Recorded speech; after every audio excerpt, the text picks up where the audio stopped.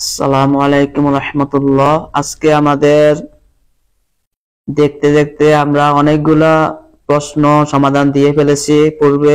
আপনারা যারা দেখেন নাই তারা পূর্বের ভিডিওগুলা দেখে নেবেন। আজকে আমাদের ক্লাস হচ্ছে 15তম নিবন্ধন স্কুল পর্যায়ের প্রশ্ন সমাধান। প্রথম প্রশ্ন ছিল নিচের কোন শব্দটি প্রাতিপদিক। প্রাতিপদিক মানে কি আমরা জানি, প্রাতিপদিক বলতে যে শব্দটি বিভক্তি নাই, বিভক্তিহীন শব্দ, এই শব্দটাকে বলা হয় প্রাতিপদিক। আর বিভক্তি মানে কি, মানে হচ্ছে যে মেইন যে বডিটা থাকে একটা শব্দের, যে শব্দটাকে ভাঙা যায় না, যেটাকে আমরা মৌলিক শব্দ বলি, যেমন গোলাপ, যেটা মৌলিক শব্দ, যেটাকে আর সামনে পিছনে কিছু অ্যাড করা যায় না, যেটা মৌলিক শব্দ বডি, যেটা এটাকে বলা হয় শব্দ বা প্রকৃতি।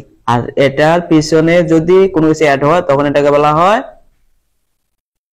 আমি একটু দেখাই লিখে, সাপোজ এদিকে লিখলাম কি নদী, তাহলে নদী হচ্ছে আমাদের মেইন রোড, যেটা ইংলিশে বলা হয় রোড আর বাংলা বলা হয় প্রকৃতি।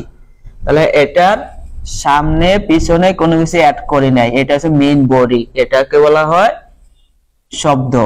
আর এটার এই প্রকৃতির, এটা হচ্ছে প্রকৃতি, এই প্রকৃতিটার আগে যদি আমরা একটা বসাই তখন এটা হয়েছে উপসর্গ, এটা হচ্ছে উপটা হচ্ছে একটা উপসর্গ, এটাকে ইংলিশে বলা হয় প্রিফিক্স। আর যদি আমরা পিছনের দিকে বসাই, যেমন উপনদীর, এই রটা হচ্ছে একটা বিভক্তি, এই নদীটা হচ্ছে আমাদের রোড বা প্রকৃতি, আর এই রটা হচ্ছে আমাদের বিভক্তি, আর হচ্ছে আমাদের এই হচ্ছে একটি উপসর্গ। ঠিক আছে, এখন প্রত্যয় কোনটা?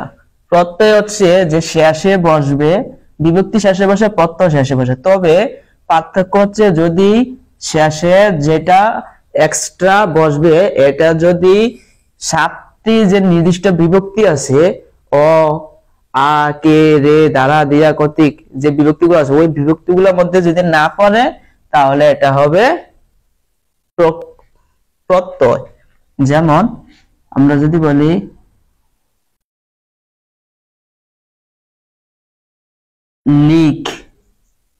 লিখো, ঠিক আছে, তাহলে লিখো এটা হচ্ছে আমাদের মেন শব্দ বা রোট।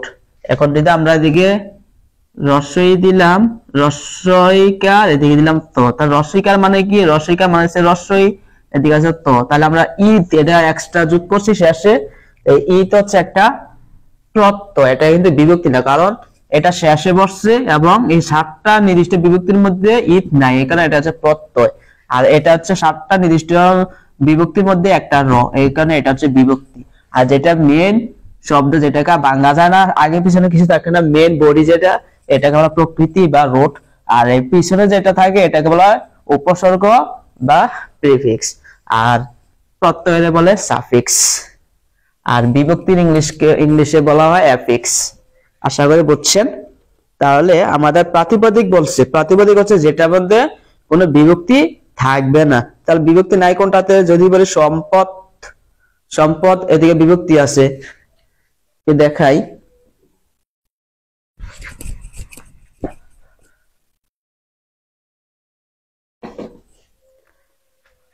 সম্পত্তি, সম্পত্তি, লাঙ্গল, লেখা, সাধিত।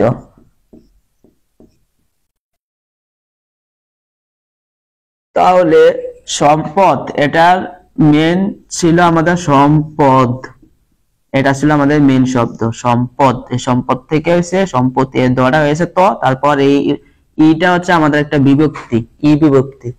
আর এদিকে লেখা, এই লেখা হচ্ছে আমাদের মেন রোড, আর ইট এই যে আকার, আকারটা হচ্ছে আমাদের একটা বিভক্তি। এদিকে সাধিত, এটার মধ্যে সাদ, সাদ হচ্ছে আমাদের মেন শব্দ, আর এদিকে আছে ই, এদিকে আছে তো, মিলে হয়েছে ইট, এই ইট হচ্ছে একটা প্রত্যয়। তাহলে প্রত্যয় বা বিভক্তি কিছু নাই, কোনটাতে বিভক্তি নাই? এই লাঙ্গলে। লাঙ্গল হচ্ছে মেন রোড বা প্রকৃতি, তাহলে এটাকে বলা হয় প্রাতিপদিক। 2 নম্বর আছে কোনটির আগে ইস্তিবাচক শব্দ থেকে লিঙ্গান্তর করতে হয়? নেতার আগে বলছে কোনটির আগে ইস্তিবাচক শব্দ থেকে লিঙ্গান্তর করতে হয়। তাহলে ইস্তিবাচক শব্দ থেকে মানে কি? মানে হচ্ছে যেমন আমরা যদি বলি মহিলা কবি, যেমন নেতা থেকে নেত্রী, এটার আগে কিছু বসাইতো না, শুধু আমরা নেতা তা প্রত্যয়টাকে। আচ্ছা আমি আরেকটা রুলস দেখাই।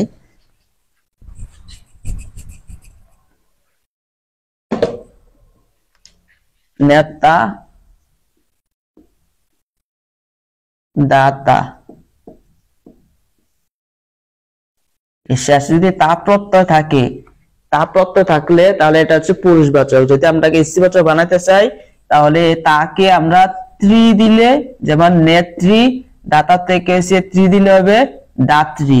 এই নেত্রী আর দাত্রী, এই তা প্রত্যয় থাকলে আমরা ত্রি দিয়ে দিলে এটা স্ত্রীবাচক হয়ে যায়। তাহলে প্রথম অপশন আছে নেতা, এটা আমরা ত্রি দিলে স্ত্রীবাচক হয়ে যাবে। এদিকে মহিলা, স্ত্রীবাচক শব্দযোগে বলছে না লিঙ্গান্তর করতে হয়। স্ত্রীবাচক শব্দযোগে মানে মহিলা শব্দটা বসাইয়া পিছনে লিঙ্গান্তর করতে হয় কোনটাতে? তাহলে নেতা তো আমরা পিছনে মহিলা বসাইতে হয় না, মহিলা নেতা এরকম বসাইতে হয় না, আমরা নেত্রী, নেত্রী দিলে আনসার হয়ে যায়। এরপর দাতা, দাতার আগে আমরা মহিলা দিলে মহিলা দাতা, এটা হয় না, আমাদের দাত্রী, শুধু ত্রি দিলে আমাদের স্ত্রীবাচক হয়ে যায়। এরপর বলছে বাদশা, বাদশা আমরা মহিলা বাদশা দিতে হয় না, বাদশার স্ত্রীলিঙ্গ হচ্ছে কি রানী, তাহলে এটা আমরা মহিলা দিতে হয় না। শুধু কবি যে অপশনটা আছে গহ নাম্বারে কবি, এই কবির আগে আমরা মহিলা লিখলে মহিলা কবি, তাহলে এটা স্ত্রীবাচক হয়, কবির আগে মহিলা লিখতে হয়, তাহলে এই কবি হচ্ছে আমাদের স্ত্রীবাচক শব্দযোগে লিঙ্গান্তর। আশা করি বুঝছেন। বলছে আমন্ত্রণ শব্দের সমার্থক শব্দ হচ্ছে কি? সমার্থক নয় কোনটি? আমন্ত্রণের সমার্থক হচ্ছে আবাহন আছে, আহ্বান আছে, নিমন্ত্রণ আছে। প্রত্যাবান এটা সমার্থক নয়। মন্নামাদের বাগধারা কি? অস্থি মানব মন। বীর সন্তান প্রসব করে যে নারী, একে বলা হয় কি? বীর প্রসূ বলা হয়। কিভাবে মনে রাখবেন? এটা মনে রাখতে পারেন, প্রসূ, বীর সন্তান যে প্রসব করে, বীর সন্তান যে প্রসব করে, তাহলে প্রসব দিয়ে আপনারা মনে রাখতে পারেন যে এটাকে যদি বাদ দিয়ে দেন, বাদ দিয়ে দিলে এটাকে যদি আপনি বলছেন বীর সন্তান যে প্রসব করে, বীর সন্তান, এদিকে সন্তান আছে আমি আর লিখলাম না, বীর সন্তান যে প্রসব করে তাকে বলা হয় কি? এই বীর, এটা ঠিক থাকবে। তারপর প্রসব বর্ডারে কেটে দিলে আপনি এদিকে শুধু দীর্ঘ উকার দিয়ে দিবেন, তাহলে হয়ে যাবে কি? বীর প্রসূ। এই বীর প্রসূ হচ্ছে আমাদের উত্তর। তারপর অম্বু এর সমার্থক হচ্ছে কি? অম্বু সমার্থক হচ্ছে পানি। দীপ্যমানের প্রকৃতি প্রত্যয় কোনটি? দীপ্যমান আমি একটু দেখাচ্ছি।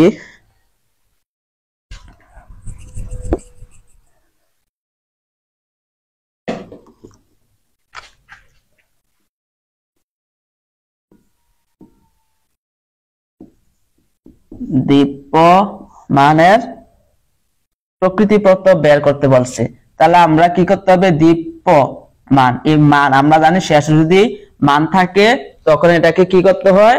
তখন এটাকে যদি সানস দিলে অথবা মতুক দিলে, দুইটা দ্বারাই করা যায়। মতুক মানে মান, আবার সানস মানেও মান। তাহলে আমরা সানস দিয়ে, যেহেতু অপশনে সানস দিয়ে করা হয়েছে, আমরা সানস দিয়ে দেখি।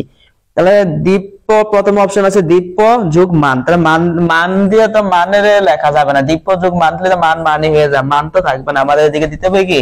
সানস দিতে হবে, তাহলে অপশন এটা হবে না। তারপর বলছে দীপ যোগ সানস, দীপ যোগ সানস, দীপ যোগ সানস যদি আমাদের জফলাটা কেটে যায় তাহলে এটাও আনসার হবে না, আমাদের জফলা থাকবে না, সরি। বলছে খ নাম্বার দীপ যোগ সানস। আচ্ছা দীপ যোগ সানস। গ নাম্বারে আছে দীপা যোগ মানস, তার দীপা তো হবে না, দীপ এই যোগ সানস, এই সানস এটা থাকবে আমাদের মাস্টার, মানকে বাংলার জন্য আমাদের সানস থাকবে। এখন দীপ্য যেটা, এই দীপ্যটাকে বাংলার জন্য আমরা শুধু কি থাকবে? এদিকে দ্বীপ থাকবে, এদিকে আকার দিলেও হবে না, আকার দিলে কি হবে? দীপা হয়ে যায়, আকার হবে না। এরপরে আছে শুধু দ্বীপ, আরেকটা আছে রস্বইকার দিয়ে দ্বীপ, রস্বইকার দিয়ে দ্বীপ হবে না, যেহেতু আমাদের প্রশ্নের মধ্যে আছে দীর্ঘইকার দিয়ে দ্বীপ, তাহলে এটাও আনসার হবে না। তাহলে আমাদের দীর্ঘইকার দিয়ে যে প আছে দ্বীপ, এটাই আমাদের হবে দীপ যোগ সানস। এরপরে আমরা জানি প্রকৃতি প্রত্যয় করার সময় যদি কৃত প্রত্যয় হয় তখন আমরা একটা রোট দিতে হয়। কৃত প্রত্যয় মানে কি, যেটা দ্বারা কোনো কাজ বোঝা যায় না। আমরা যদি বলি দীপ, তখন এটা একটা কাজ বোঝাচ্ছে। কিভাবে কাজ বোঝাচ্ছে? আমরা যদি বলি দীপা, দীপা হচ্ছে একটা নাম, ওইটার মধ্যে তদ্ধিত প্রত্যয়, ওটাতে কৃত প্রত্যয় হয় না বা রোট হবে না। আর যদি নাম না বোঝা তাহলে এটা কি হয়? এটা হয় একটা কৃত প্রত্যয়। দীপ, কল, খা, যা, এরকম যেগুলা মানে তুই তুই করে যেগুলা বোঝানো হয়, যেমন কর, লেখ, দেখ, এই তুই করে আমরা যেগুলা বোঝাই ওইগুলাকে বলা কৃত প্রত্যয়। তাহলে এই কৃত প্রত্যয় হচ্ছে আমরা রুট দিতে হবে, দীপ যোগ সামনে, সেটা হচ্ছে আমাদের আনসার।